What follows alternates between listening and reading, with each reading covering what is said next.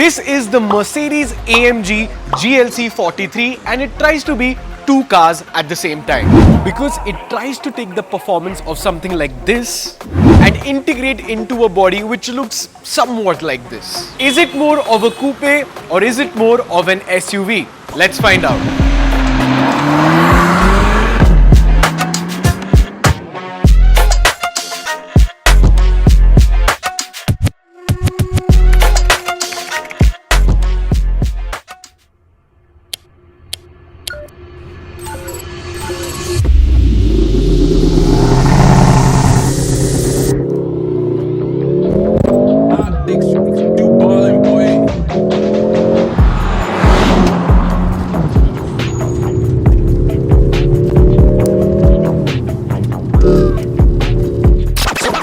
Coupe. Well, coupe technically just refers to a car that has two doors, but what we're trying to find out is it a proper performance car? So right now I'm in comfort and the GLC43 AMG gets a whole bunch of different driving modes. So I'm going to flick through this lovely drive mode selector on the steering, which makes me feel like I'm an F1 driver or something.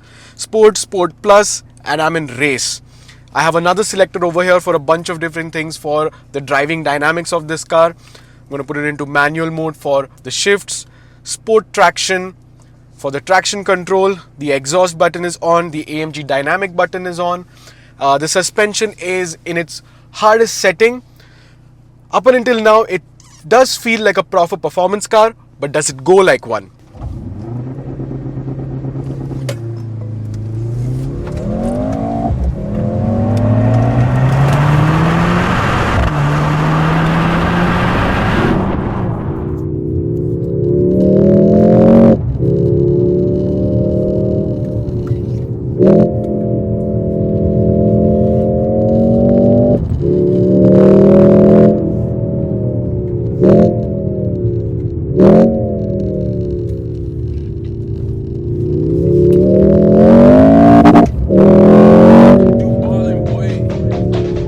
So for it to replicate the driving experience of a sports car, it really needs to shine in a Ghat section, and that's where we're exactly at.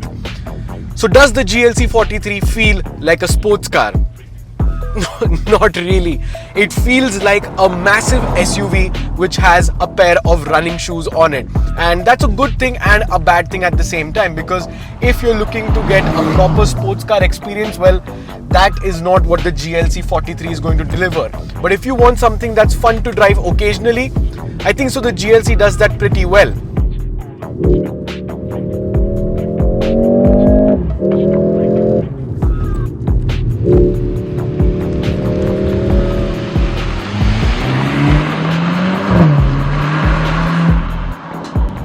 First and foremost, you can definitely feel the weight of this car. This thing is powered by a 2-liter turbocharged 4-cylinder engine, basically the same motor that you find in the A45 S. And again, that is a good thing and a bad thing, because the good part is it's the most powerful 2-liter turbocharged 4-cylinder ever made. Makes upwards of 400 horsepower.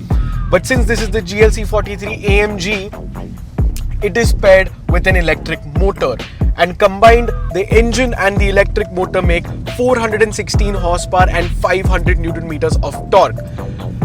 The downside is that it is a 2-liter 4-cylinder, and it is probably the most common engine setup that you can find throughout the car world. So when it comes to the noise or the exoticness, that is where I think so, at least in the engine department, the GLC is a little bit lacking.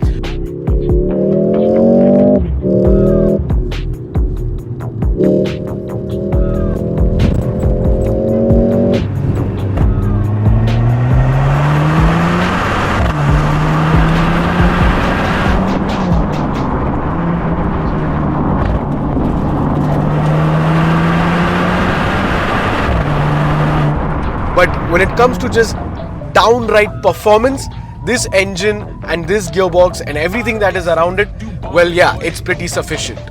Even though this new GLC43 has chopped off 2 cylinders from the previous one, it still weighs over 125 kilos more than the outgoing V6 GLC43.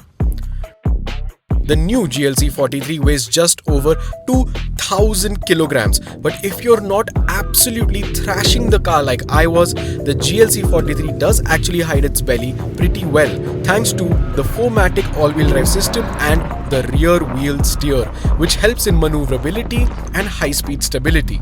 The main areas where you can feel the weight though is during hard braking and hard accelerations.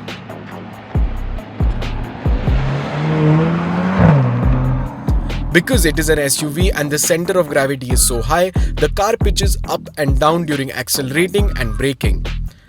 But again, Mercedes-AMG have kept that in control to an extent by giving the GLC43 adaptive dampers, which tighten or soften the ride according to the mode you're in. Now, if you know your AMGs, you know that the 43, 35s, 53s are technically not real AMGs. Some would say they're just top-end petrol cars with a little bit of a performance boost and some cosmetic and interior cosmetic differences. Not with this particular 43 though. The C43, the GLC43 both get proper AMG engines. This over here is the M139 2-liter turbocharged 4-cylinder engine. It is the most powerful 2-liter turbo 4 in the world, and now it's in, I guess, not a real AMG. Technically 43 AMGs compete against M340i's or X3 M40i's. It's not a fully baked AMG. If you want the fully baked AMG, it is the GLC63, not the GLC43. But it still gets a proper AMG engine, which is very confusing nowadays. As you can see, you can confirm that by the badge over here on the engine guard. It says Kevin, something, it says something.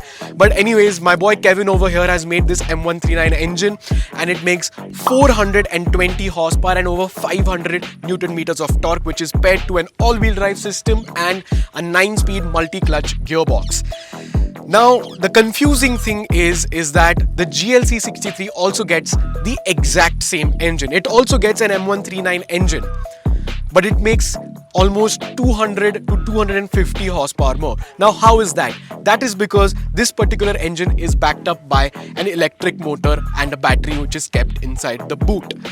And how they make the GLC63 more powerful is by making the battery and the electric motor more powerful, which is kind of annoying because I want my proper 63 AMG to be a full-on twin turbocharged V8 hooligan monster, but that's not the case anymore. I think so this engine and this setup is completely passable for a 43 AMG model. In fact, if you're buying a GLC 43, it is completely perfect. But I think if you're getting a GLC 63 AMG, I think it's a little bit of a scam because you're getting the exact same engine. But that's not to say that this engine has its own little cool quirks and features. This has an electric turbo, which means that the turbocharger is connected to a battery, which means that the turbine inside can basically spin at any given RPM. It does not have to wait for the exhaust gases to circulate inside for it to spin up. It can basically spin at 0 RPM, which makes this driving experience extremely linear, and off the line, this thing is an absolute rocket ship. In terms of driving, yes, it might not be a lightweight sports car which can ballet its way around corners, but what it can do is rip up the tarmac and hurl itself around like a roller coaster ride, which in a way is very entertaining.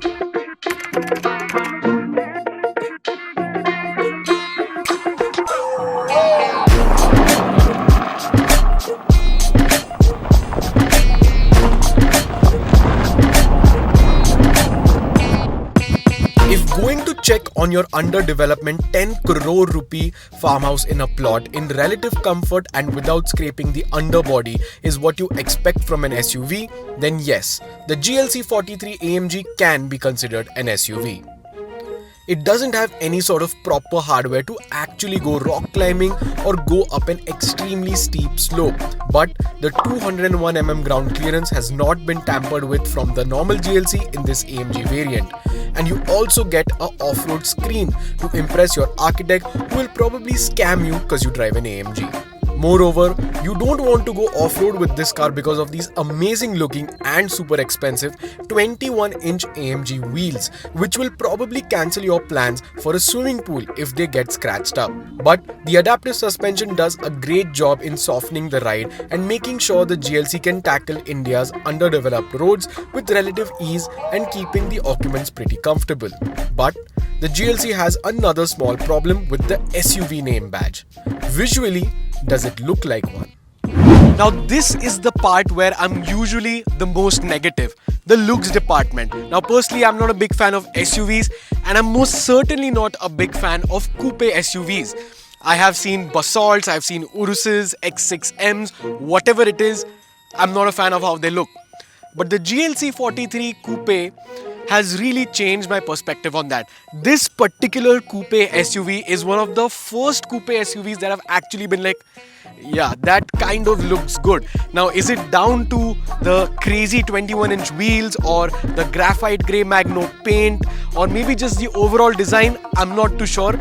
But in this particular spec, in this particular setting, I think the GLC43 Coupe looks really good. Somehow the proportions work, somehow the lines work, somehow the overall shape of the car just makes sense, at least in my eyes. I don't know about you, but if you don't like it or if you do like it, let us know in the comments down below. Let's talk about the design just a little bit more. Now, since this is a coupe SUV, of course you have the sloping roofline at the end, which gives it that coupe-esque silhouette. And at the back, of course, you have some more aggressive touches because it's an AMG model. You get a diffuser at the back, you get kind of fake, kind of real exhaust tips. It's not really a quad tip exhaust setup, although there are real exhaust tips behind it. I mean, I guess it's possible because it's not a 63 and a 43, so okay, whatever. The taillight design at the rear is very cool. You have this one connected singular taillight which goes throughout the back end of the car, which makes it look like kind of like a stormtrooper but in black. And at the front you get headlights which are very similar to the ones that you get on the normal GLC, apart from the stuff that's inside. And since again it's an AMG, of course have the iconic Pan Americana grille up front with the AMG badge. And the Mercedes logo on the hood has also been swapped out with an Affolterback AMG logo, and on the sides it says turbo electrified, because underneath the hood this thing has a proper AMG engine, even though it's still a 43. Now this being an AMG, even the interior is a little bit different to the run-of-your-mill normal Mercedes-Benz. Of course it's very similar to the one that you find in a normal GLC, but of course it has the AMG spiciness around. Of course you get awesome sports seats from AMG which have Alcantara red stitching and big fat bolsters which keep you in place while cornering. Then of course you have this Alcantara and carbon fiber steering wheel, which I'm pretty sure is an optional extra, or else the steering wheel might be a little bit different. Some annoying things are the other controls on the steering. Now these are really nice and tactile, but these over here on top are touch sensitive, which means if you're driving hard and by mistake you put your palm or your thumb onto one of these buttons, the menu completely changes, which is very annoying. You get big fat paddle shifters which are finished in metal, and this whole dashboard over here, the trim is finished in this carbon fiber.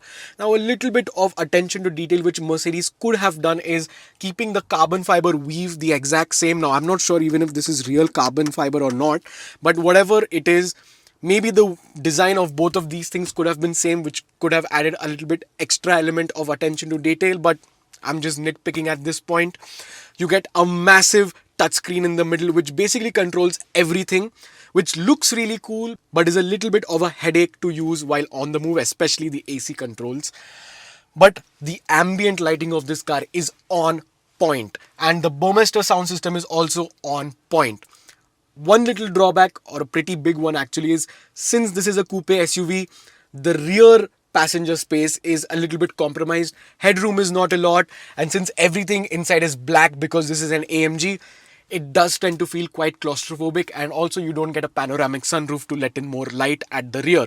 So that's a little bit of a drawback, but apart from that, if you're only going to be sitting in the driver's seat, I think it's a big thumbs up because of all of this insane drama in front of you. But if there's one thing that the GLC43 AMG can do very well, is to catch the attention of people on the busiest and poshest street in your city.